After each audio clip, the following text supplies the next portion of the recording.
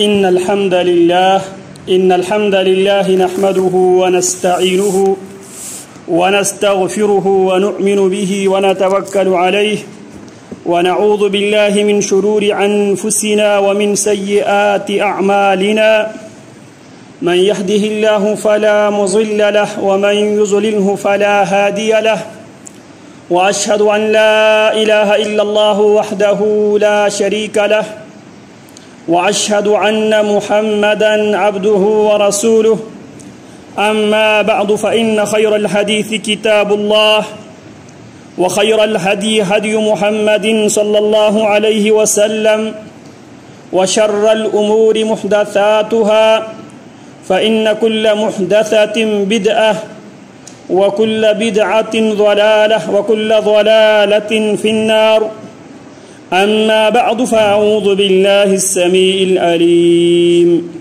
من الشيطان الرجيم من همزه ونفخه ونفسه بسم الله الرحمن الرحيم ما يلفظ من قول إلا لديه رقيب عتيد.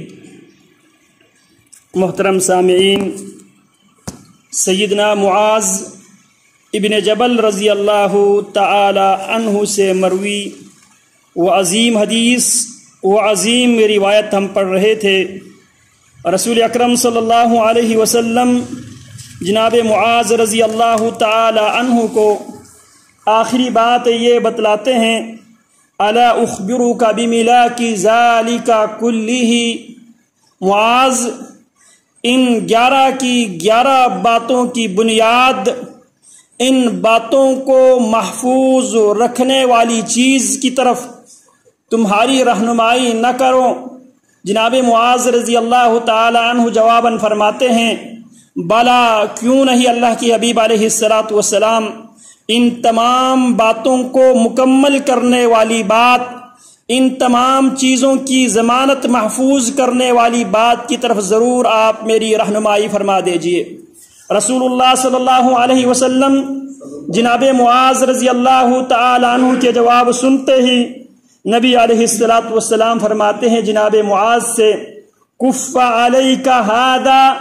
نبی علیہ الصلاۃ والسلام اپنی زبان اپنی منہ سے باہر لے آتے ہیں اور اپنے دونوں انگلیوں کے درمیان اپنی زبان پکڑتے ہوئے جناب معاذ سے فرماتے ہیں، کف علیک ھذا. معاذ، اس کو کنٹرول میں رکھ، اس کو پکڑ کے رکھ، اس کو بے لگام مت چھوڑ. جناب معاذ رضی اللہ تعالی عنہ رسول اللہ صلی اللہ علیہ وسلم کی یہ بات سن کر آگے سوال کرنے لگے، یا نبی اللہ وَإِنَّا لَمُؤَاخَذُونَ بِمَا نَتَكَلَّمُ بِهِ.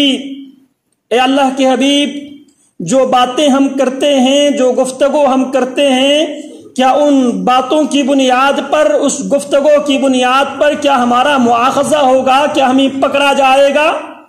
آپ علیہ الصلاۃ والسلام معاذ کو جواب دیتے، ثقیلتک امک یا معاذ. معاذ، تجھے تیری ماں گم پائیں. وَهَلْ يَكُبُّ النَّاسُ عَلَى مَنَاخِرِهِمْ أَوْ عَلَى وُجُوهِهِمْ إِلَّا حَصَائِدُ أَلْسِنَتِهِمْ.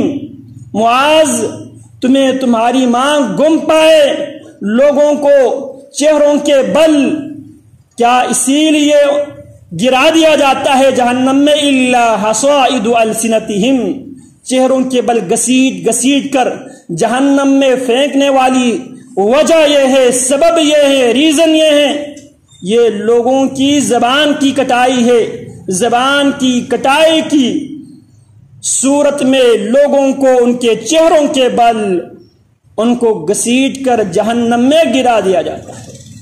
سیدنا رسول اللہ صلی اللہ علیہ وسلم سے جب پوچھا گیا ان اکثر ما يدخل الناس فی الجنہ، اللہ کے حبیب، وہ کون سا عمل ہے، وہ کون سی عبادت ہے، وہ کون سی بات ہے، وہ کون سی چیز ہے جس عبادت کی وجہ سے، جس گفتگو کی وجہ سے، جس عمل کی وجہ سے لوگوں کی اکثریت کو جنت میں داخلہ ملے گا؟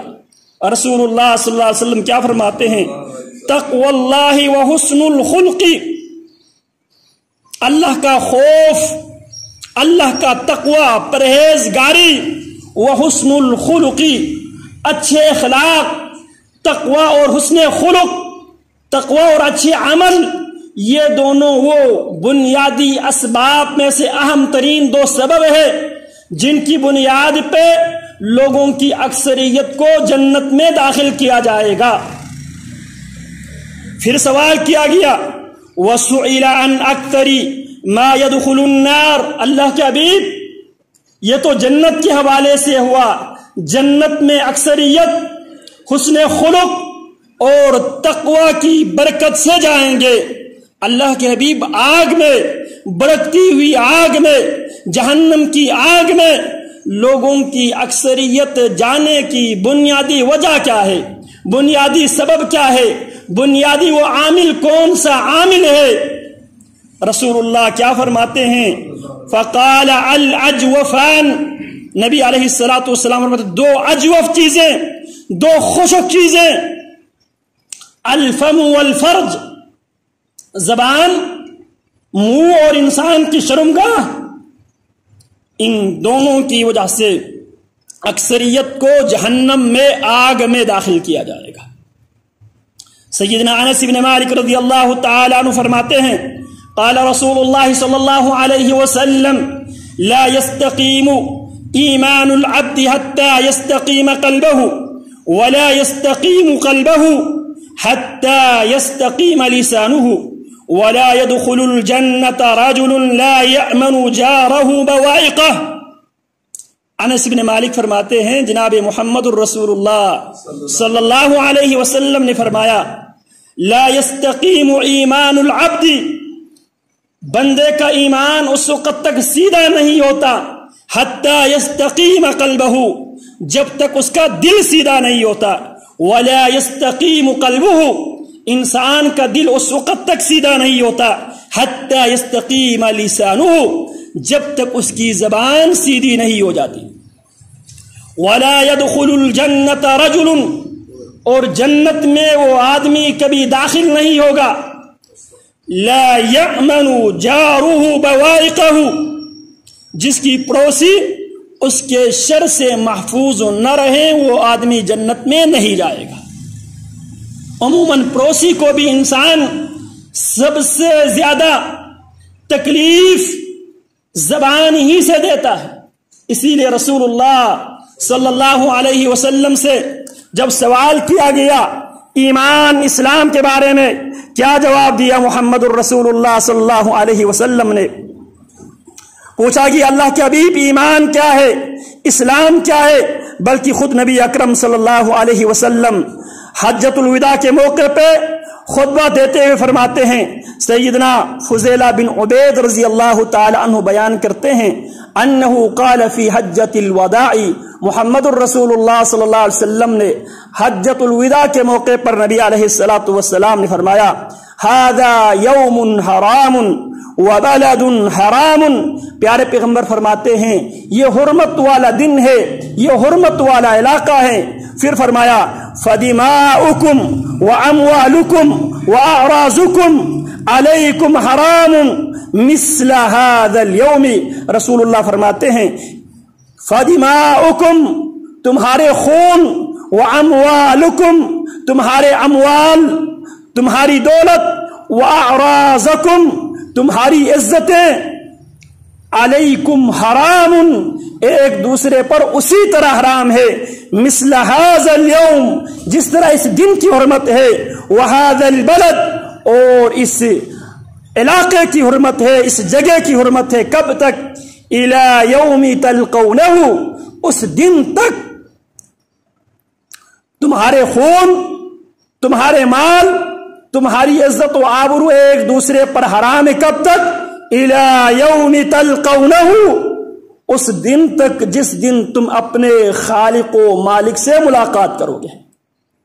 پھر رسول اللہ صلی اللہ علیہ وسلم فرماتے ہیں وَحَتَّى دَفْعَةٌ دَفَعَهَا الْمُسْلِمُ مُسْلِمًا يُرِيدُ بِهَا سُوءًا وَسَأُخْبِرُكُمْ مَنِ الْمُسْلِمُ، رسول اللہ فرماتے ہیں مسلم کے بارے میں تمہیں خبر دوں گا، المسلم من سلم المسلمون من لسانه ويده والمؤمن من أمنه الناس في أموالهم وأنفسهم والمهاجر من هجر الخطايا والذنوب والمجاهد من جاهد نفسه في طاعة الله تعالی.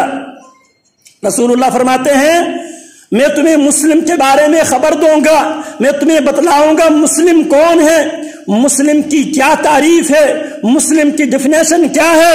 المسلم من سلم المسلمون، مسلم مسلمان وہ ہے جس کی زبان سے، جس کے ہاتھ سے دوسرے مسلمان محفوظ رہے.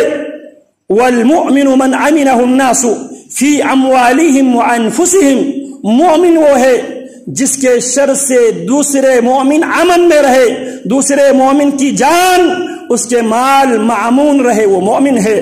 والمہاجر من حجر الخطایا والذنوب، مہاجر وہ ہے جو گناہوں کو یک مشت چھوڑ دے، گناہوں کو خطاؤں کو یک مشت چھوڑ دے. والمجاہد من جاہد نفسہ فی طاعت اللہ، مجاہد وہ ہے جو اپنے نفس سے جہاد کرتا ہے، اللہ کی اطاعت کرتے ہوئے، اللہ کی عبادت کرتے ہوئے، اللہ کی شریعت پر عمل کرتے ہوئے اپنے نفس سے جہاد کرنے والا وہ حقیقی معنوں میں مجاہد ہے. اور یہ جہاد فرض عین ہے. جب ہم جہاد کے بارے میں گفتگو سنتے اور گفتگو کرتے ہیں تو جہاد شرعاً، جہاد ایک صورت میں جہاد فرض عین ہو جاتا ہے اور عام روٹین میں جہاد فرض کفایہ ہوتا ہے.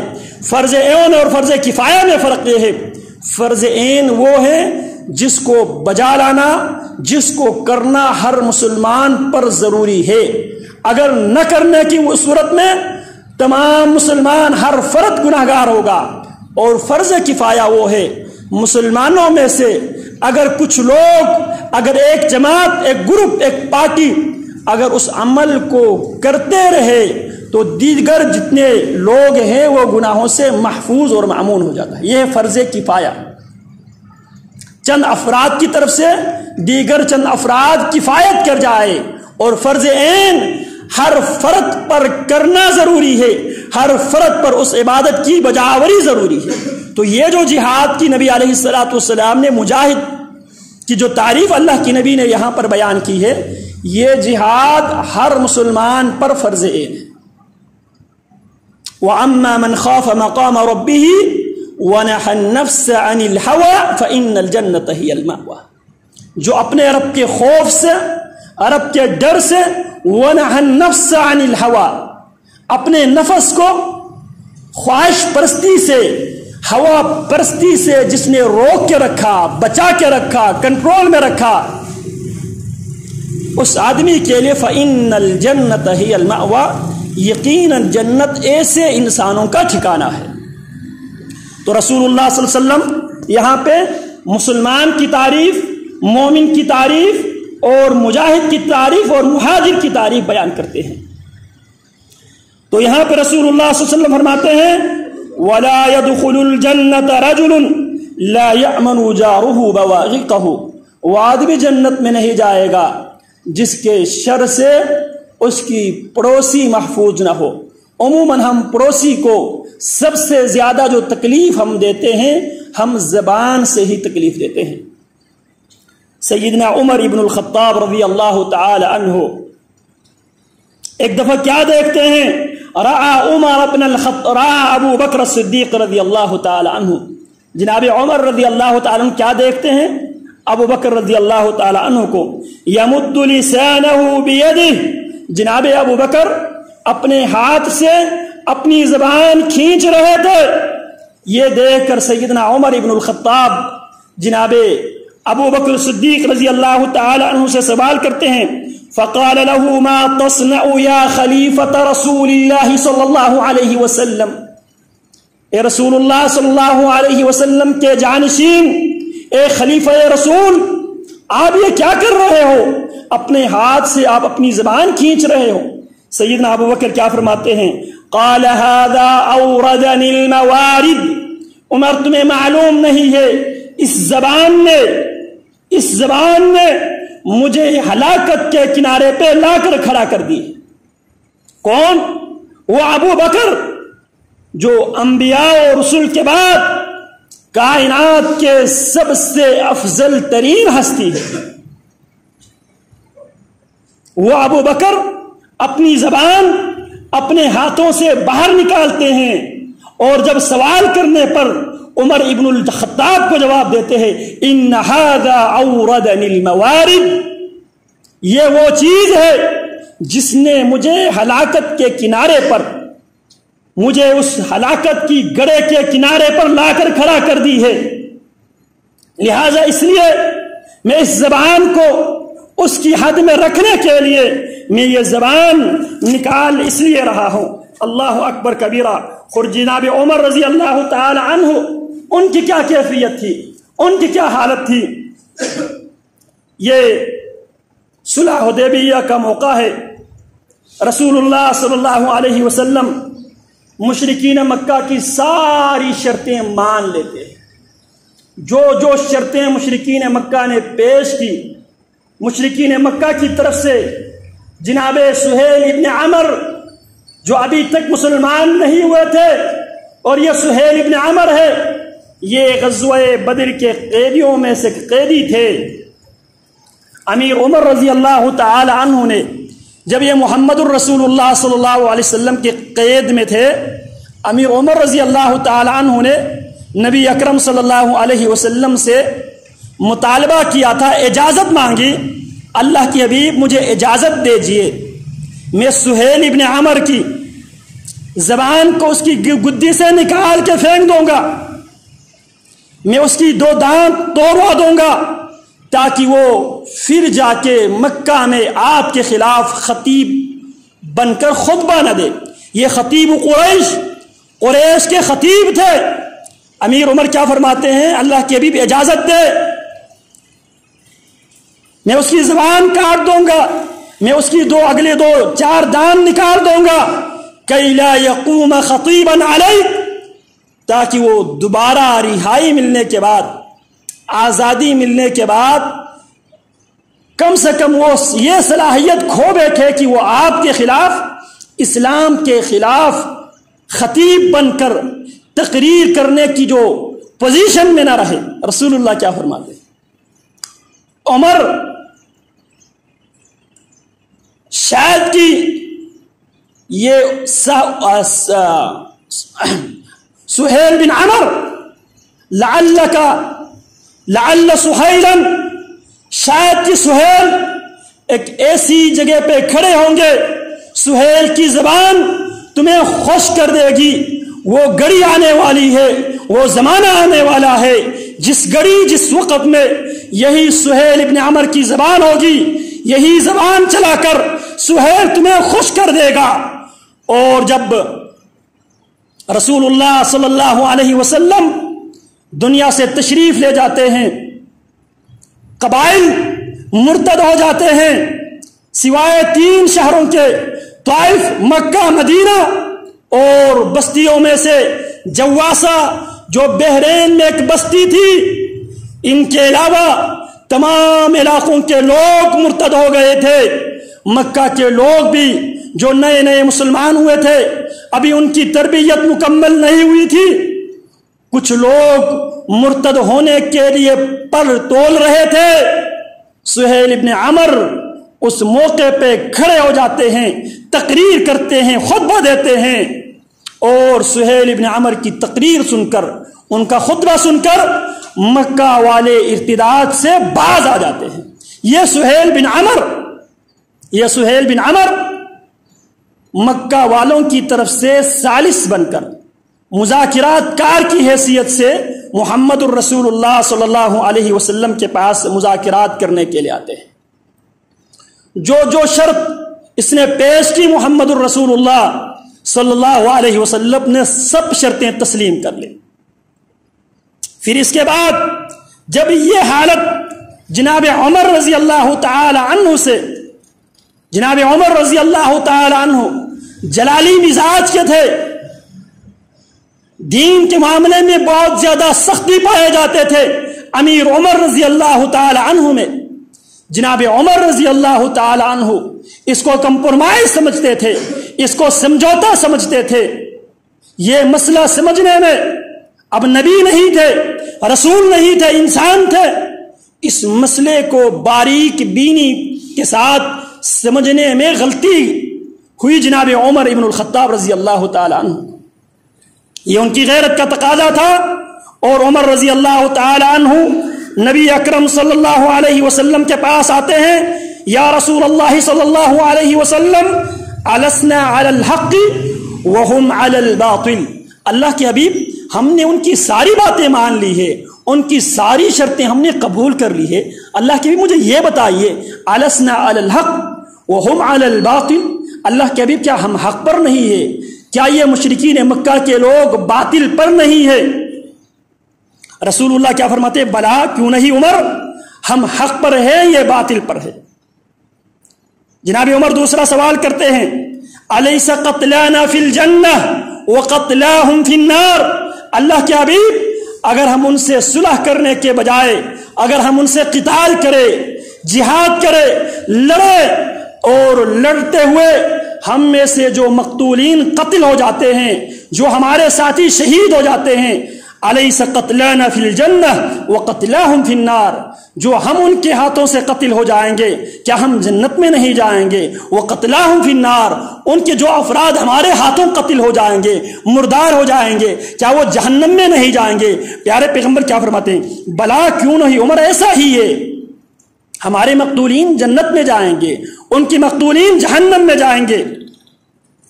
جناب عمر رضی اللہ عنہ پھر فرماتے ہیں، قال ففیما نعطی الدنیۃ فی دیننا۔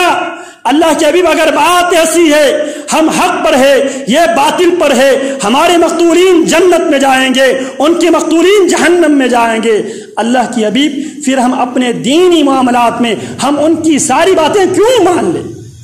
اگر یہ لوگ صلح کرنے کے لیے آمادہ نہیں ہے، تیار نہیں ہے، اللہ کے حبیب آپ اعلان کیجئے اب ہمارے اور ان کے درمیان فیصلہ تلوار کرے گی۔ اللہ کے حبیب، ہم ان کے لیے کیوں سمجھوتا کرے، ہم ان کی ساری باتیں کیوں مان لیں؟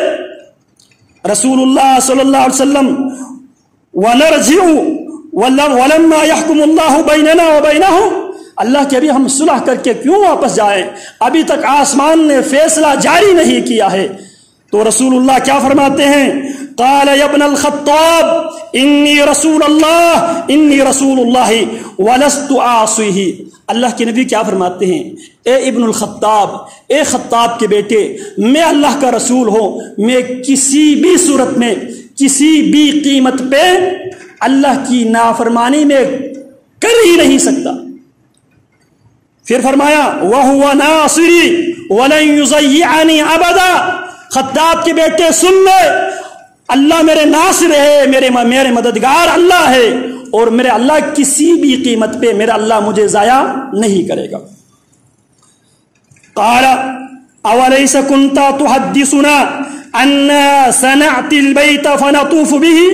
پھر عمر ابن الخطاب پھر سوال کرتے، اللہ کے حبیب کیا آپ ہمیں یہ نہیں بتائے تھے؟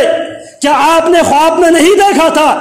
لقد صدق اللہ رسولہ الرؤیا بالحق لتدخلن المسجد الحرام ان شاء اللہ آمنین محلقین رؤوسکم ومقصرین لا تخافون فعلم ما لم تعلموا وجعل من دون ذلك فتحا قریبا۔ اللہ کے حبیب کیا آپ کو خواب کے ذریعے کیا آپ کو یہ نہیں بتایا گیا تھا ہم بیت اللہ سے ہو کر آئیں گے، طواف کر کے آئیں گے، عمرہ کر کے آئیں گے، ہم حج کر کے رہیں گے؟ رسول اللہ کیا فرماتے ہیں؟ بلا، کیوں نہیں عمر، میں نے بتایا تھا ہم ضرور بیت اللہ میں جائیں گے، طواف کریں گے، عمرہ کریں گے، حج کریں گے، لیکن عمر میں نے یہ نہیں بتایا تھا کہ ہم اس سال کریں گے۔ فَإِنَّكَ آتِيهِ وَمُطَوِّفٌ بِهِ۔ عمر، محمد کی زبان ہے، محمد کی تجھ سے وعدہ ہے، تو ضرور کعبۃ اللہ میں داخل ہوگا، ضرور کعبۃ اللہ پہ جا کے تو عمرہ بھی کرے گا، طواف بھی کرے گا۔ سیدنا عمر کی پریشانی دور نہیں ہوئی۔ اللہ اکبر کبیرہ، یہ ہے ثانی اثنین، ہر اعتبار سے ثانی اثنین، دو میں سے دوسرا، پہلا محمد، دوسرا ابو بکر رضی اللہ تعالی عنہ۔ ابھی ابو بکر اور محمد الرسول اللہ کی ملاقات نہیں ہوئی ہے، عمر کی ملاقات ہوئی ہے علیحدگی میں رسول اللہ سے، موقع پہ ابو بکر موجود نہیں ہے۔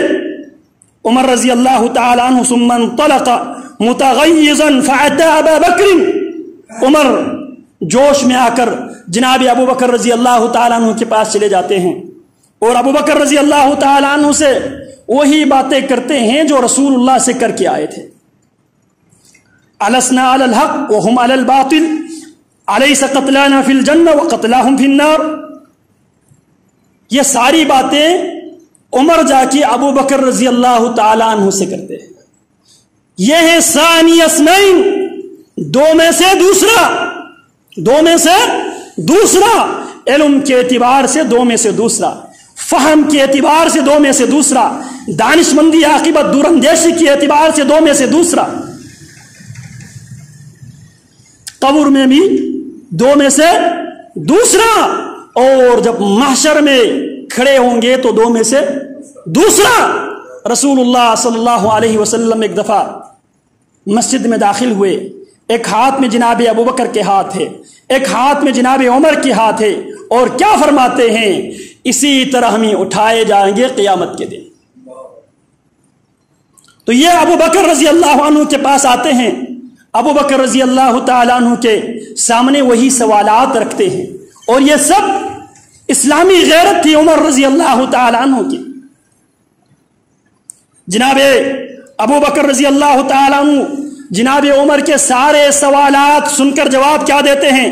فقال له كما قال لرسول الله صلی اللہ علیہ وسلم ورد علیہ ابو بکر كما رد علیہ رسول اللہ صلی اللہ علیہ وسلم۔ ابو بکر بھی عمر کو وہی جواب دیتے ہیں جو محمد الرسول اللہ عمر کو جو جواب دے چکے تھے۔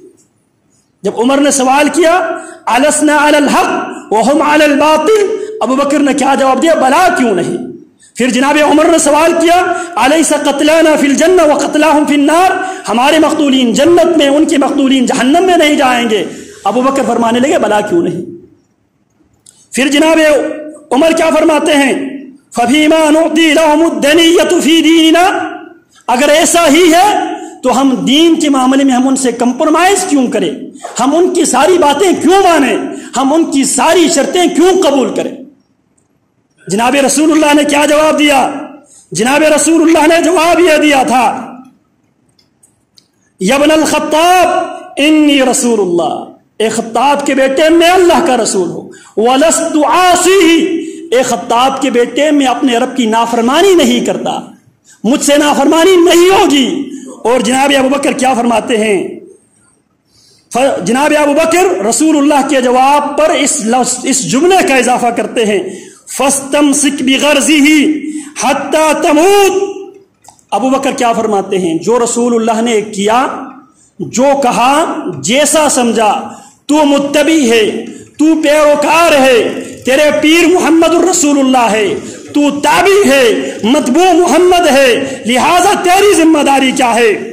فَاسْتَمْسِكْ بِغَرْزِهِ، رسول اللہ کی بات کی پاسداری کر، رسول اللہ کی عہد و پیمان کی پاسداری کر، حتیٰ تموت، مرتے دم تک جو زبان محمد الرسول اللہ نے زبان نبوت سے دی ہے اس کی پاسداری کر، وہ اللہ کے رسول ہے، وہ کبھی اللہ کی نافرمانی نہیں کر سکتے، اور اللہ اپنے رسول کے مددگار ہے، اللہ اپنے نبی کو کسی قیمت پہ ضائع نہیں کرے گا۔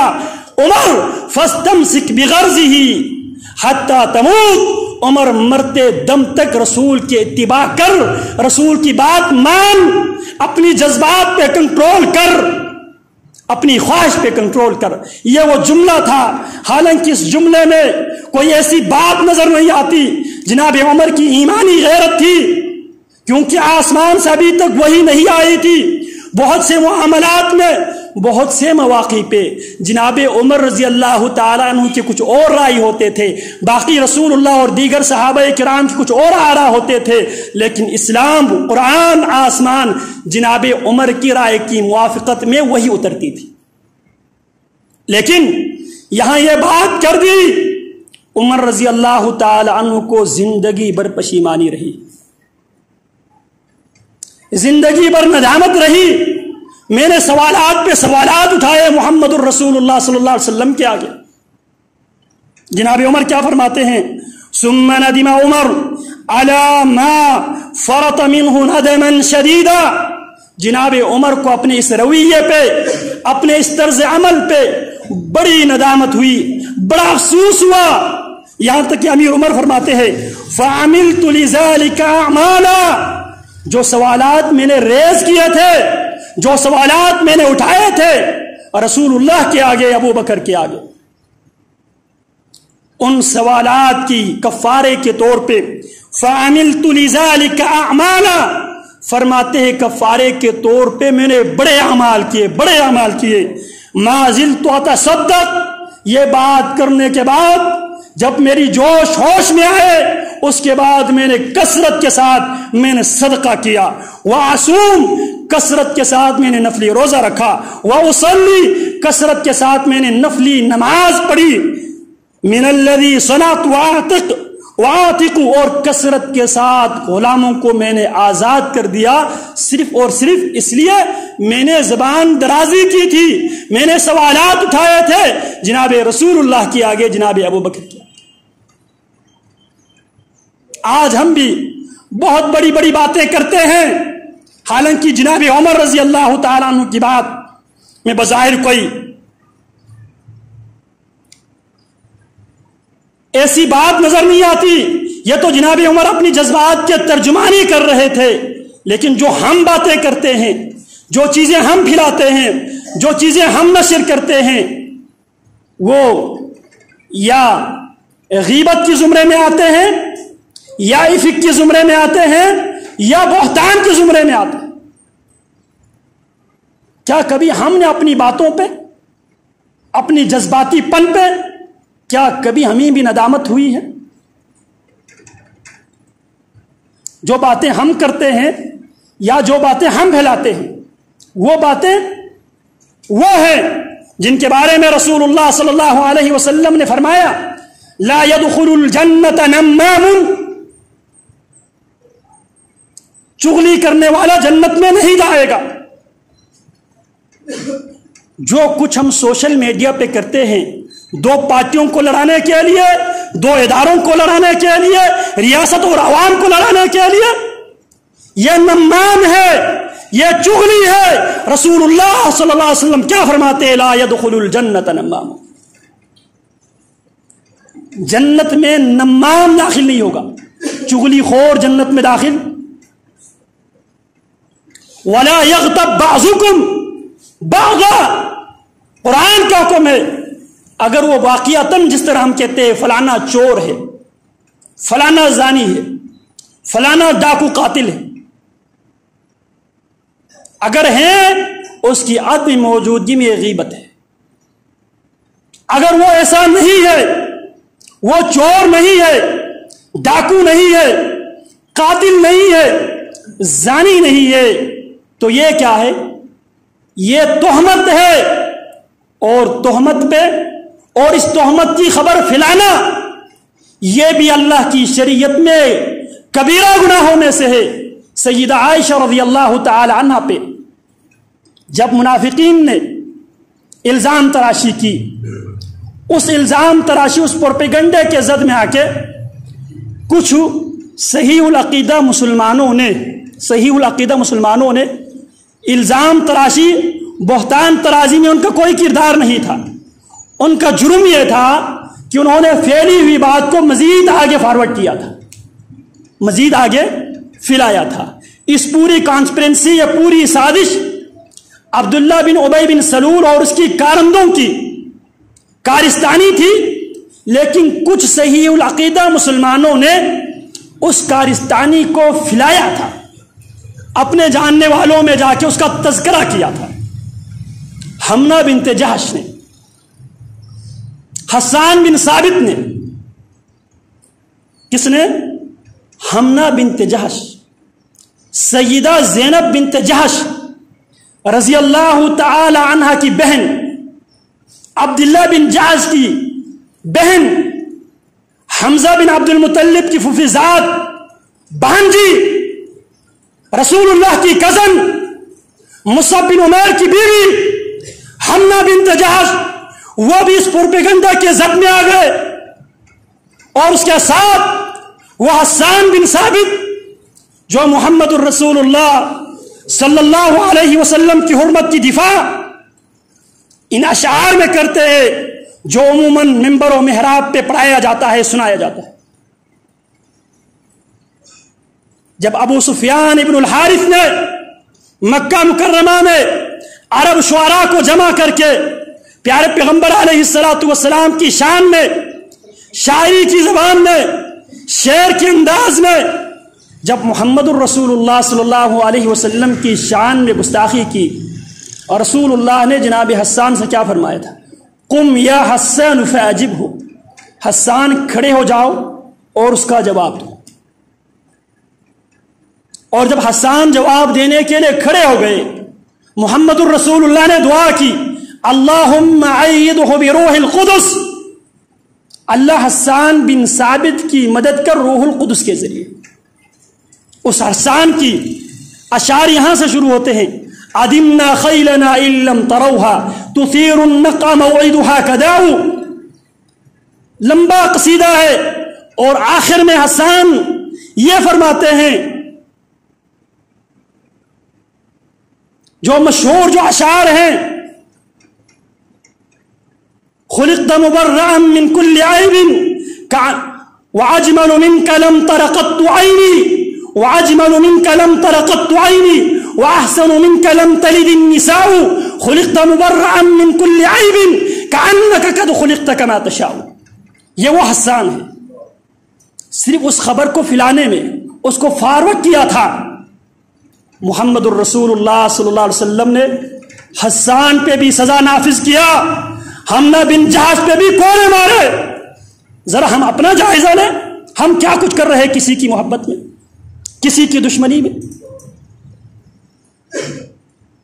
جھوٹ کو پھیلانے میں، ملک کی بدامنی میں، ملک کے اندر انتشار پیدا کرنے میں، اداروں کے درمیان، جماعتوں کے درمیان لڑائی پیدا کرنے میں۔ یہ جو فساد ہے، والفتنة اشد من القتل، یہ جو فتنہ ہے یہ قتل سے بڑی آزمائش ہے۔ فساد کی اللہ کی شریعت میں اجازت نہیں ہے۔ اگر کسی کے پاس ایویڈنس ہے فلانا چور ہے، فلانا ڈاکو ہے، فلانا قاتل ہے، آپ کی اس قوم پر، اس ریاست پر مہربانی ہوگی، آپ عدالتوں میں چیلنج کریں۔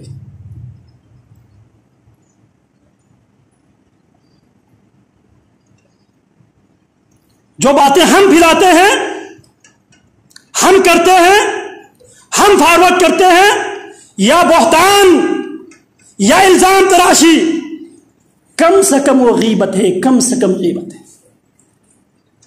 اور ممکن ہے ہم جن کے خلاف بولتے ہیں بڑی تعداد میں بولتے ہیں، ممکن ہے وہ سارے ہمارے ان کا تذکرہ کرنے کی وجہ سے ان کی گناہ بخش جائے اور ہمیں ان کے گناہ اٹھانا پڑے۔ امیر عمر رضی اللہ عنہ کیا فرماتے ہیں؟ جو بات میں نے کی تھی اس بات پر مجھے بڑی ندامت ہوئی، بڑی ندامت ہوئی، افسوس ہوا، اور میں نے ندامت پہ صرف ندامت کر کے، جس طرح ہم کہتے ہیں استغفر اللہ کہہ کے کان پکڑ لیتے، اس پہ میں نے بس نہیں کیا۔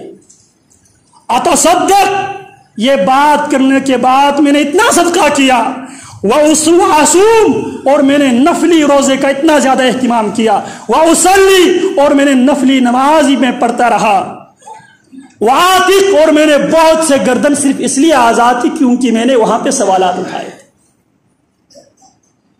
یہاں تک کہ فرماتے ہیں مخافت کلام الذی تکلمت به، اس بات کی پکڑ کی در سے جو بات میں نے کر دی تھی، اور فرماتے ہیں میں نے یہ کام کب تک کیا، حتی رجوت ان یکون خیرا، میں یہ کام کرتا رہا، صدقہ کرتا رہا، روزہ رکھتا رہا، غلام آزاد کرتا رہا، نماز پڑھتا رہا یہاں تک کہ مجھے یقین ہوا اللہ نے چاہا تو انشاءاللہ خیر کا معاملہ ہوگا۔ اللہ اکبر کبیرہ۔ غزوہ بدر کا موقع ہے، جناب رسول اللہ صلی اللہ علیہ وسلم کے اوپر کچھ مشرکین مکہ کے اکابرین کے احسان تھے، اور رسول اللہ صلی اللہ علیہ وسلم احسان کرنے والوں کی احسان چکایا کرتے تھے، اگرچہ وہ کافر ہی کیوں نہ ہو، اگرچہ وہ کافر ہی کیوں نہ ہو۔ آج ہماری صورت کیا ہے؟ آج ہماری حالت کیا ہے؟ ہم ان کے لیے جنہوں نے کبھی وہم و گمان ان کے خیال میں ہم کبھی تک آیا ہی نہیں ہے، جو ہمیں جانتے ہی نہیں ہے، اگر ہم ان سے ملنے کے لیے جائیں 3 کلومیٹر کے فاصلے پہ ہمیں روکا جاتا ہے۔ آج ان کے لیے میں ان لوگوں سے میں نے تعلق داری میں توڑ بیٹھا ہوں جن کا میرے اوپر احسان یہ ہے، جنہوں نے میرے بابے کو، میری ماں کو، میرے رشتہ داروں کی جنازے کو کندھا دیا۔ آج میں ان کے لیے، ان لوگوں کے خلاف میں میدان عمل میں آیا ہوں، ان سے اپنے تعلقات توڑنے پہ آیا ہوں، ان کے لیے جو مجھے جانتے تک بھی نہیں ہے، جن کی تصور میں کبھی میری صورت آئی بھی نہیں ہے، میری شکل آئی بھی نہیں ہے، اگر میں ان سے ملنا چاہوں 3 کلومیٹر کے فاصلے پہ مجھے روکا جائے گا، مجھے ان سے ملنے نہیں دیا جائے گا۔ میں ان کے لیے ان افراد سے اپنے تعلقات بگاڑ بیٹھا ہوں جو میرے محسن ہیں، جنہوں نے میری ماں کو، میرے باپ کو، میرے دادے کو، میرے برادری کے لوگوں کو، جنہوں نے کندھا دیے، جنہوں نے جن کے جنازہ اٹھائے، جو دفن کرنے کے لیے آئے، نماز جنازے کے لیے آئے، ان کے ساتھ میں ان کے لیے اپنے معاملات خراب کر بیٹھا ہوں جن کے تصور میں بھی نہ میرا نام نہ میری شکل آئی۔ یہ احسان ہے۔ محمد الرسول اللہ صلی اللہ علیہ وسلم کافروں کے ساتھ بھی احسان کیا کرتے تھے، تو کچھ کافروں کا احسان تھا محمد الرسول اللہ پر، تو رسول اللہ اعلان کرتے ہیں بدر کے دن، من لقی ابا البختری ابن ہشام فلا یقتلہ، اگر کسی کی ملاقات ابو البختری بن ہشام سے ہو جائے، مکہ کی طرف سے آنے والی فوج میں ابو البختری بن ہشام موجود ہے، عباس بن عبد المطلب موجود ہے، کئی نام آپ نے لیے، ان میں سے کسی سے تم میں سے کسی کی ملاقات ہو جائے، اسے نظر انداز کر دینا۔ اسے کیا کر دینا؟ نظر انداز کر دینا، کیونکہ کافر ہے، کافر فوج میں ہے، کافروں کی طرف سے آئے ہیں، لیکن یہ کسی نہ کسی انداز میں محمد الرسول اللہ صلی اللہ علیہ وسلم کو مکی ایام میں کچھ نہ کچھ ریلیف دینے میں کردار ادا کرنے والے ہیں، لہٰذا ان کی احسان کا بدلہ یہ ہے کہ اگر کسی محمدی کے ساتھ ان کی ٹکراؤ ہو جائے، محمدیوں کو محمد کی ہدایت یہ ہے ان سے پرہیز کرنا، ان سے اعراض کرنا۔ اللہ اکبر کبیرہ۔ یہ بات سن کر جناب ابو حذیفہ بن عتبہ بن ربیعہ بن عبد شمس بن عبد مناف یہ کچھ جذبات میں آ گئے۔ کیوں جذبات میں آئے؟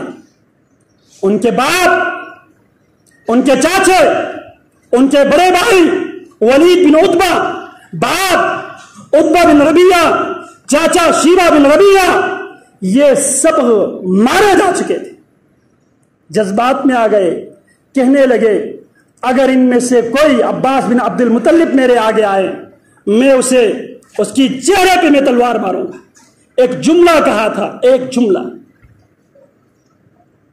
بات میں جب جوش ہوش میں آ گئے، بڑی پریشانی ہوئی، بڑی ندامت ہوئی۔ اللہ اکبر کبیرہ۔ پھر اس کے بعد کفارہ کے طور پہ ابو حذیفہ کیا فرماتے ہیں؟ ما انا بعامن من تلک الکلمۃ التي کلمۃ التي قلت یومئذ، اللہ کی قسم جو کلمہ میں نے بدر کی مقام پہ میری زبان سے جو بات نکلی تھی، اب اس بات سے میں معمون نہیں ہوں، امن میں نہیں۔ ایک صورت ہو سکتی ہے جس صورت میں مجھے امن مل سکتا ہے، میں اپنے آپ کو تسلی دے سکتا ہوں۔ ولا ازال منها خائفا، ایک زبان سے ایک بات نکلی تھی، کہتے ہیں کہ میں اسی بات سے ہمیشہ ہی ڈرتا ہی رہوں گا، کہیں یہی بات میری مواخذے کا، میری پکڑ کا ذریعہ نہ بن جائے، کہیں یہی بات میری نجات کے راستے میں رکاوٹ نہ بن جائے۔ فرماتے ہیں الا ان تکفرها عن الشہادہ، اس بات سے کفارہ اگر میں ادا کرنا چاہوں صرف شہادت ہو سکتی ہے، یہ شہادت اس بات کی کفارہ بن سکتی ہے۔ اللہ کی قسم اس کے بعد جناب ابو حذیفہ آرام سے نہیں بیٹھے، جہاں جہاں جہادی میدان سجے ابو حذیفہ لڑتے گئے، شہادت پھر بھی نہیں ملتی۔ جب رسول اللہ صلی اللہ علیہ وسلم کی وفات کے بعد جب مسیلمہ کذاب ارض یمامہ میں جب نبوت کے اعلان کرتے ہیں، صدیق اکبر رضی اللہ تعالی عنہ مسیلمہ کذاب کی سرکوبی کے لیے لشکر روانہ کرتے ہیں، جناب اکرمہ ابن ابی جہل کی صورت میں ان کی قیادت میں، پھر جناب خالد ابن الولید کی قیادت میں، یہاں تک کہ جناب ابو حذیفہ رضی اللہ تعالی عنہ خود بھی شہید ہوتے ہیں، اور ساتھ ان کے منہ بیلے جو پہلے اسلام سے پہلے منہ بولے جو بیٹے تھے سالم رضی اللہ تعالی عنہ وہ بھی شہید ہو جاتے ہیں۔ جناب سالم رضی اللہ تعالی عنہ کو جناب خالد ابن الولید رضی اللہ تعالی عنہ مہاجرین کے پرچم علم بردار بنا کر مہاجرین کی علم جھنڈے جناب سالم رضی اللہ تعالی عنہ کے سپرد کرتے ہیں۔ سالم اس جھنڈے کو لہراتے ہوئے، اس جھنڈے کے لاج رکھتے ہوئے سالم رضی اللہ تعالی عنہ زخمی ہو جاتے ہیں، گر جاتے ہیں۔ پھر اس کے بعد مسلمان فتح یاب ہوتے ہیں، اور جب مسلمان زخمیوں کو جب جمع کیے گئے، ان زخمیوں میں جناب سالم رضی اللہ تعالی عنہ ہے۔ جناب سالم خالد ابن الولید سے سوال کرتے ہیں، پوچھتے ہیں مسلمانوں نے کیا کیا؟ جناب خالد ابن الولید فرماتے ہیں مسلمانوں کو اللہ نے فتح یاب کر دیا ہے، اور اللہ کے دشمن مسیلمہ مارے گئے ہیں، اور اس کی قوم شکست فاش ہو چکی ہے۔ اور پھر فرماتے ہیں ما اخل ابی ما افعل اخی ابو حذیفہ، میرے بھائی ابو حذیفہ کا کیا بنا ہے؟ فرماتے فاز الی ربہ، آپ کے بھائی ابو حذیفہ اپنے رب کی رحمتوں کی طرف اب منتقل ہو چکا ہے، لہذا مقبلا غیر مدبر، ابو حذیفہ آگے سے تیر کھاتے ہوئے، آگے سے تلوار کی زخم کھاتے ہوئے شہید ہو گئے ہیں۔ فرمایا ابو حذیفہ کو میرے پاس، اس کی لاش کو میرے پاس لے آنا۔ ابو حذیفہ کے لاش سالم کے قریب لائے جاتے ہیں، اور کہا گیا سالم تیرے پاس ابو حذیفہ کی لاش پڑی ہوئی ہے۔ سالم کا آخری جملہ یہ ہے معن ہنا فی الدنیا ومعن فی الآخرۃ انشاءاللہ، ابو حذیفہ تیرے ساتھ ایمان اور اسلام کو قبول کیا تھا، تیرے ساتھ ہجرت کی تھی، ابو حذیفہ تیرے ساتھ میدانوں میں جہاد کیا کرتا تھا، ابو حذیفہ اب تیرے ساتھ مجھے بھی شہادت ملی ہے، یہاں بھی ہم ساتھ تھے، اللہ نے چاہا تو وہاں بھی ہمارے ساتھ، وہاں بھی ہم انشاءاللہ ساتھ۔ یہ وہ لوگ تھے جو زبانوں پہ کنٹرول کیا کرتے تھے۔ ذرا ہمیں یہ واقعات بیان کرنے کا مطلب یہ ہے، ہم زبان کو بے دریغ طور پہ ہم استعمال کرتے ہیں، جو ہم استعمال کرتے ہیں یا کسی کی عزت اچھالنے کے لیے، پگڑی اچھالنے کے لیے، یا ہم کسی کو چور، ڈاکو، قاتل، زانی اس کو ڈکلیئر کرتے ہیں۔ اگر ہم میں سے کسی کے پاس دلیل ہے، پروف ہے، تو اس کا ریاست پر ہم پر احسان یہ ہوگا کہ وہ کورٹ میں جا کے اپیل کرے۔ اگر نہیں ہے، اگر واقعتاً وہ چور ہے تو اس کی غیبت ہے، اگر وہ چور قاتل نہیں ہے، زانی نہیں ہے، تو یہ تہمت ہے، اور تہمت پہ 80 کوڑے ہے۔ ثم لم يأتوا بأربعة شهداء فاجلدوهم 80 جلدة، قرآن کہتا ہے یہ اتہام ہے، بہتان ترازی ہے، جو بہتان ترازی سے کام لیتے انہیں 80 کوڑے مارا جائے۔ اللہ رب العالمین ہمیں زبان کی حفاظت کرنے کی، زبان کو صحیح معنوں میں استعمال کرنے کی اللہ توفیق